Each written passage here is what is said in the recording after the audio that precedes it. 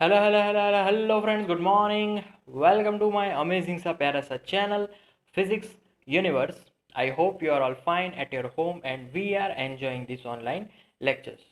So guys, today's our topic is consequences of anomalous expansion of water. तो इसके consequences में first consequences that this anomalous expansion prevent aquatic life. तो aquatic life का prevention होता है कैसे? तो पहले हमने एक ग्राफ ड्रॉ किया था, इसको रिकॉल करेंगे। इट इज डेंसिटी, जो डेंसिटी ग्राफ है वर्सेस उसका जो टेम्परेचर ग्राफ है वो। सो density versus temperature. So zero से स्टार्ट करेंगे, 1 2 3 4 5।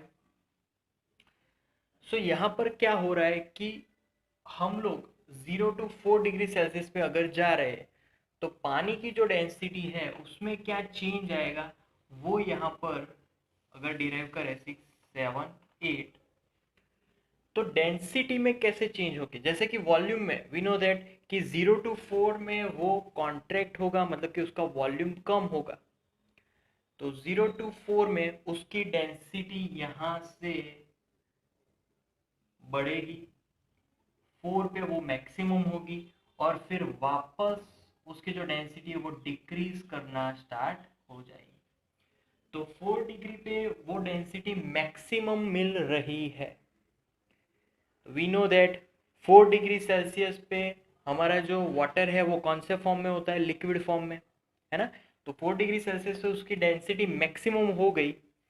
तो मान लो कि जब कभी भी कोई भी अगर सी है, जैसे कि आर्कटिक, एंटार्क्टिका, वो विंटर सीजन में पूरा बर्फ हो जाता है ना।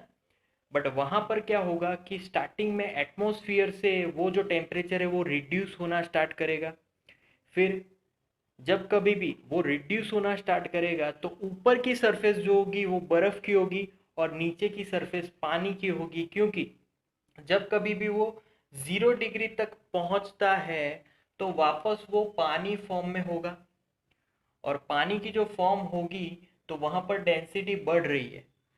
तो इसीलिए पानी नीचे के सरफेस में आ जाएगा और जो बर्फ है उसकी डेंसिटी कम होने के कारण वो ऊपर के सरफेस पे आ जाएगा। सो इसीलिए यहाँ पर 0 डिग्री सेल्सियस पे वो बर्फ हो जाएगा, डेंसिटी भी कम है तो वो ऊपर की सरफेस पे आके बैठ जाएगा। बट यहाँ पर 4 डिग्री सेल्सियस की अगर बात करें तो 4 डिग्री पे उसकी डेंसिटी सबसे ज़्यादा है, इसीलिए वो नीचे की सरफेस में रहेगा। तो इसीलिए भले ही बर्फ होगा बट वो बर्फ बनना स्टार्ट होगा ऊपर की सरफेस से जाके नीचे की सरफेस तक। तो इतना ज़्यादा टेम्परेचर नहीं हो पाएगा कि जिससे वो पूरा बर्फ हो जाए। तो वहाँ पर पूरा बर्फ नहीं होगा, बट यहाँ पर ड्यू टू एक्सपांसन, ये जो एक्सपांसन हो रहा है इसके कारण जो नीचे की सरफेस है वो अभी भी पानी की ही रहेगी और जो एक्वेटिक क्रीचर्स है वो जिंदा रह पाएंगे, क्योंकि पूरा बर्फ बन जाएगा तो वो भी स्टिल हो जाएंगे। तो वो भी, उनकी भी लाइफ यहाँ पर कंटिन्यू होगी। सो ये एक टाइप का नेचर है जो कि एक्वेटिक लाइफ को प्रिवेंट कर रहा है। ओके, नाउ दूसरे कॉन्सिक्वेंसेस अगर देखें, सो जो हम क्रॉप्स होंगे, जो प्लांट्स होंगे, प्लांट्स और पाइप्स, तो plants and pipes will be damaged. तो प्लांट्स में कैसे डैमेज होगा? तो प्लांट्स में भी कैपिलरिटी होती है।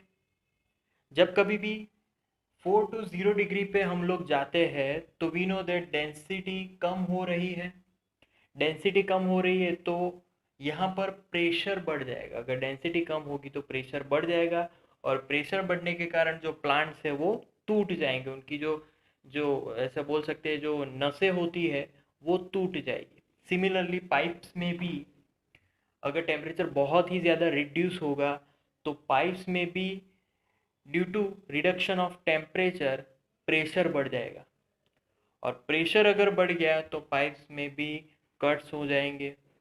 सो इसीलिए अगर प्लांट्स को हमें प्रिवेंट करना है तो ज़्यादा से ज़्यादा पानी से भरना पड़ेगा, क्योंकि जिससे उसकी डेंसिटी ज़्यादा हो पाए और उसकी जो कैपिलरिटी है वो डैमेज ना हो जाए। बट पाइप्स को अगर हमें प्रिवेंट करना होगा तो बहुत ही हार्ड मटेरियल का यूज़ करना पड़ेगा कि जिससे वो प्रेशर है वो टॉलरेट कर सके। So these two are the consequences of anomalous expansion of water. So that's it for today, guys. Thank you so much for viewing my video lectures till the end. That means a lot to me. Please like my videos and subscribe my channel.